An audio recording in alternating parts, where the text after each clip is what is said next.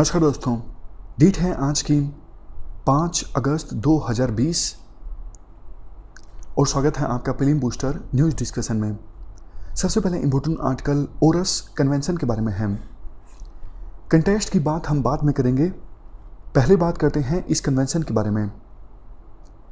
इस कन्वेंशन को यूएन का मतलब है यहाँ पर यूनाइटेड नेशंस और ECE का मतलब है इकोनॉमिक कमीशन फॉर यूरोप।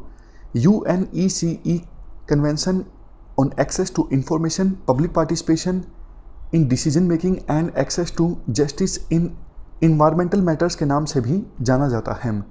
मतलब ये पूरा जो नाम है ये आप पुकार लीजिए या फिर ओरस कन्वेंशन पुकार लीजिए, एक ही बात है। ओरस देखो वैसे एक सिटी है डेनमार्क की जहाँ पे ये कन्वेंशन साइन हुई थी, इसीलिए कन्वेंशन का नाम पड़ गया ओरस कन्वेंशन। अगर यूपीएससी पूछ ले ओरस कहाँ पे है, डेनमार्क में है।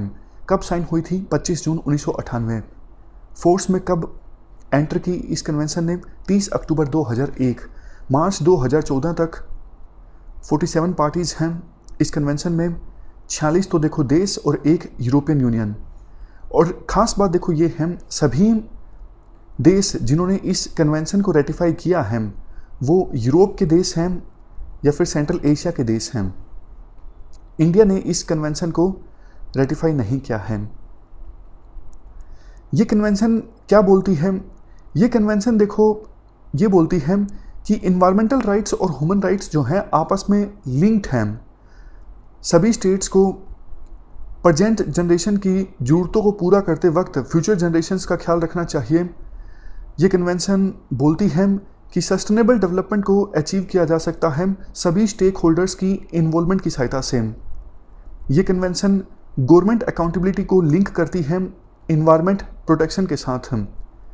इसके अलावा ये कन्वेंशन फोकस करती है इंटरेक्शन होनी चाहिए पब्लिक और पब्लिक अथॉरिटीज़ के बीच बिल्कुल डेमोक्रेटिक मैनर में।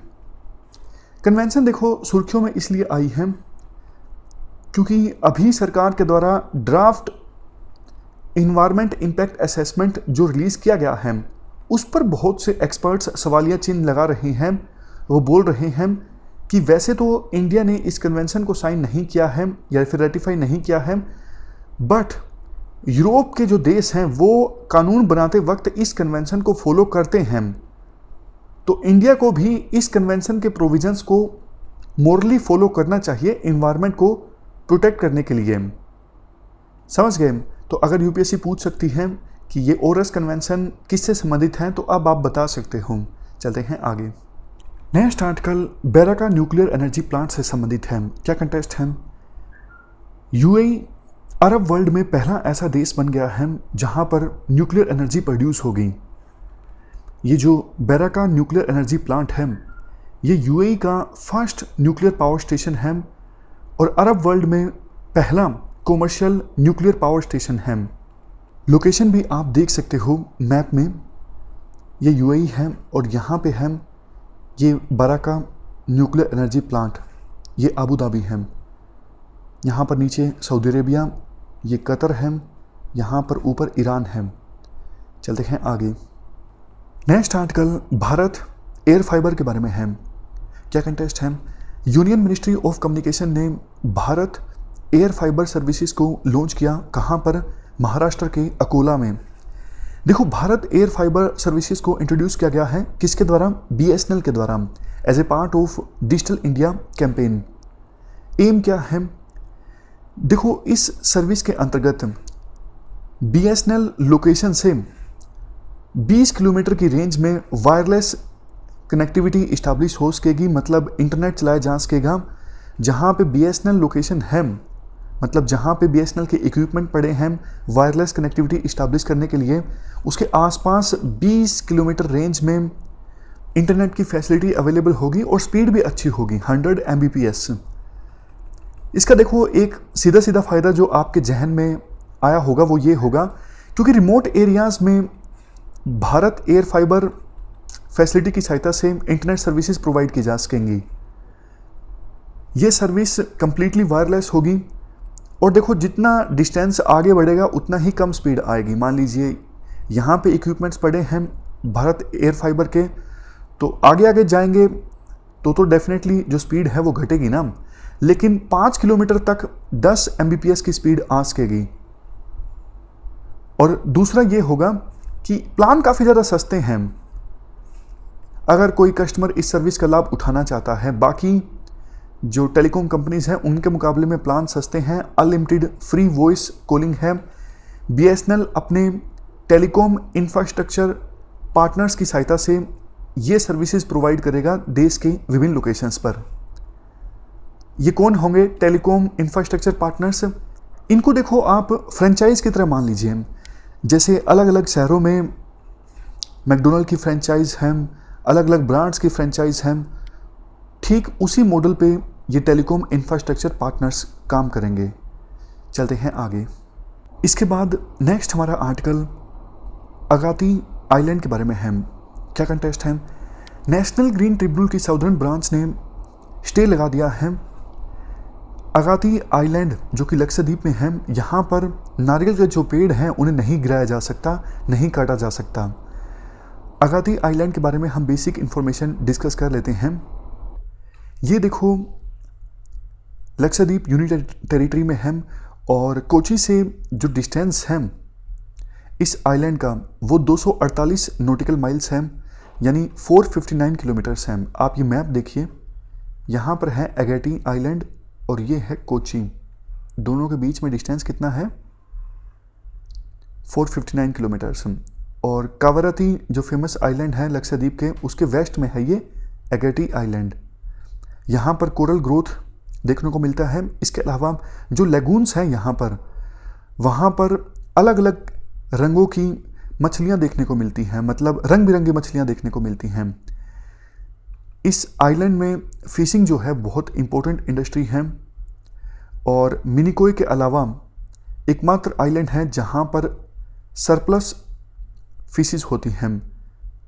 फिशिंग के अलावा कोयर मतलब कोकोनट फाइबर, नारियल के ऊपर जो फाइबर होते हैं फुसके से, उन्हें कोयर कहा जाता है। इसके अलावा कोपरा मतलब ये देखो तस्वीर से, आप सब कुछ हटा दोगे फाइबर्स नारियल के ऊपर से तो इस प्रकार का कोपरा आपको मिलेगा।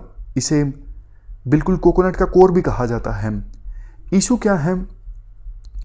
देखो यूनियन टेरिटरी का जो इंटीग्रेटेड आइलैंड मैनेजमेंट प्लान है IIMP, उसको भी वायलेट करता है यहाँ पे नारियल के पेड़ों को काटना। और ये जो प्लान फॉर्मुलेट किया गया था, ये सुप्रीम कोर्ट अपॉइंटेड एक एक्सपर्ट कमेटी जिसको हेड किया गया था जस्टिस RV रविंद्रम के द्वारा। इस एक्सपर्ट कमेटी ने एक रिपोर्ट सबमिट की थी, उसी के बाद ये प्लान डेवलप किया गया था।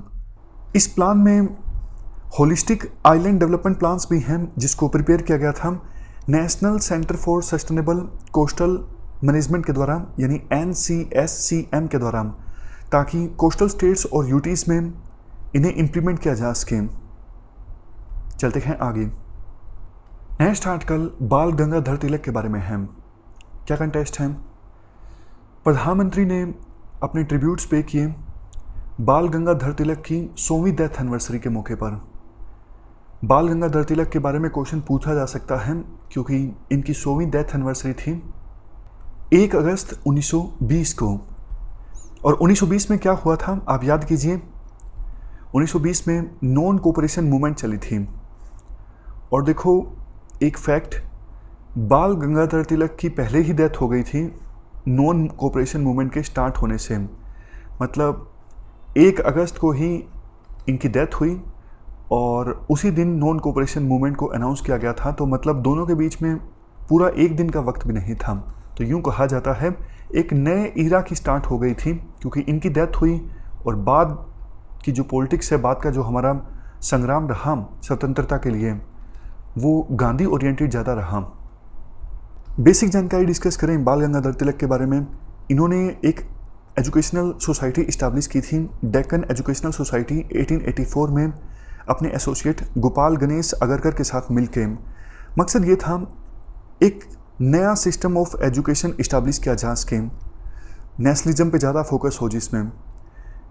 इस डेक्कन एजुकेशन सोसाइटी ने फर्गसन कॉलेज इस्टेब्लिश किया 1885 में। काफ़ी फेमस ये कॉलेज है पुणे का।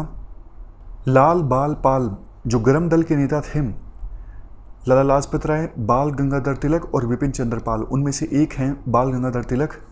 ये मॉडरेट्स के अगेंस्ट थे। इनका मानना था कि मॉडरेट्स की जो रणनीति है उसकी सहायता से अंग्रेज भारत को छोड़ के नहीं जाने वाले हैं, हमें आज़ादी नहीं मिलने वाली है। इसके अलावा तिलक ने एनी बेसेंट के साथ मिलके होम रूल मूवमेंट को लीड किया 1916 से लेके 1918 के बीच। दोनों ने देखो अपने अपने एरियाज डिवाइड कर लिए थे। तिलक की जो होम रूल लीग थी वो एक्टिव थी महाराष्ट्र, सेंट्रल प्रोविंसेस, कर्नाटक और बेरार रीजन में, और इन एरियाज को छोड़ के भारत के बाकी के रीजन्स में एनी बेसेंट की लीग एक्टिव थी। 1921 में ये जो all India home rule league थी इसने अपना नाम चेंज कर लिया था, स्वराज्य सभा इस प्रकार का नाम रख लिया था। तिलक ने जो न्यूज़पेपर स्टार्ट किए वो इस प्रकार से हैं, केसरी ये मराठी में था और महारथा ये इंग्लिश में था।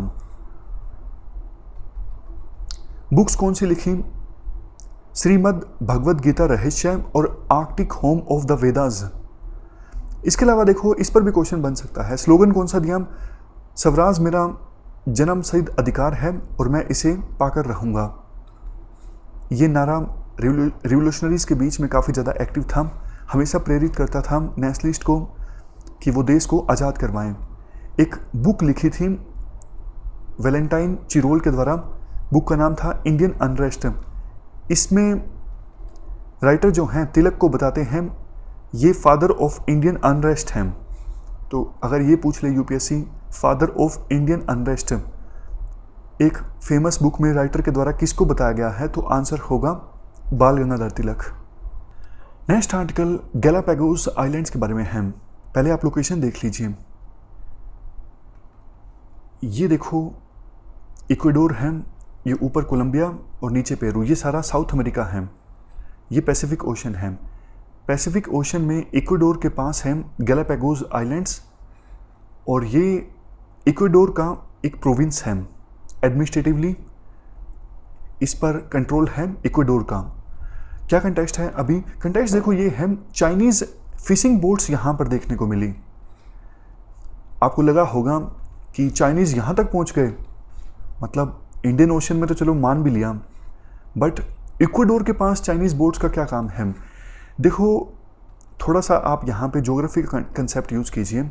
ये जो हम्बोल्ट करंट है, जिसे पेरू करंट के नाम से भी जाना जाता है, ये एक कोल्ड करंट है। अगस्त के महीने में ये जो करंट है काफ़ी न्यूट्रिएंट्स लेके आती है इस एरिया में, तो मछलियाँ बहुत आती हैं। जैसे देखो हैमरहेड शार्क्स, तो इन मछलियों की तलाश में जो चाइनीज़ बोट्स हैं अगस्त के महीने में अक्सर यहाँ पर आ जाती हैं। बट अब देखो दूसरे देश की बोट्स यहाँ पर आके फिशिंग करें, ये तो कोई भी देश नहीं चाहेगा। तो इसीलिए इक्वाडोर में अलर्ट जारी किया गया है कि फिर से चाइनीज़ बोट्स अगर आती हैं तो उन्हें खदेड़ दिया जाएगा। गैलापागोस जो आइलैंड्स हैं यहाँ पे बहुत सारी इंडेमिक स्पीसीज देखने को मिलती हैं जो और कहीं पर नहीं मिलती, जैसे लैंड इगुआना, जायंट टॉर्टोइज। इन स्पीसीज को स्टडी किया गया था चार्ल्स डार्विन के द्वारा, और बाद में डार्विन थ्योरी ऑफ एवोल्यूशन निकल के आई। तो ये थी हमारी आज की डिस्कशन। अब जल्दी से लास्ट में रिवाइज कर लेते हैं आज हमने क्या क्या डिस्कस किया। ये 4 स्टेटमेंट्स हैं, इनको आप ध्यान से पढ़ लीजिए और मन में सोच लीजिए कौन सी स्टेटमेंट सही है, कौन सी गलत है। पहली स्टेटमेंट देखो गलत है, क्योंकि गैलापागोस जो आइलैंड्स हैं वो पैसिफिक ओशन में तो है, लेकिन इन पर एडमिनिस्ट्रेटिव कंट्रोल है इक्वाडोर का, ना कि यूएस का।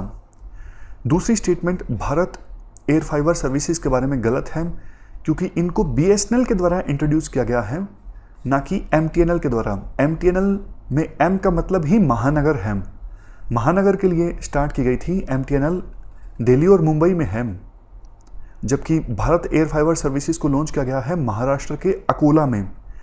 उसके बाद ओरस कन्वेंशन, इंडिया पार्टी है इस कन्वेंशन में नहीं है, तो ये भी स्टेटमेंट गलत, ऊपर वाली भी गलत। बीएसएनएल के द्वारा इंट्रोड्यूस किया गया है भारत एयर फाइबर सर्विसेज को, ना कि एमटीएनएल के द्वारा। सबसे लास्ट में बराका न्यूक्लियर एनर्जी प्लांट, ये सऊदी अरेबिया में नहीं है, ये यूएई में है, यूएई में। तो चारों स्टेटमेंट्स गलत हैं। हमारी आज की इस डिस्कशन में इतना ही है। Thank you very much for discussion.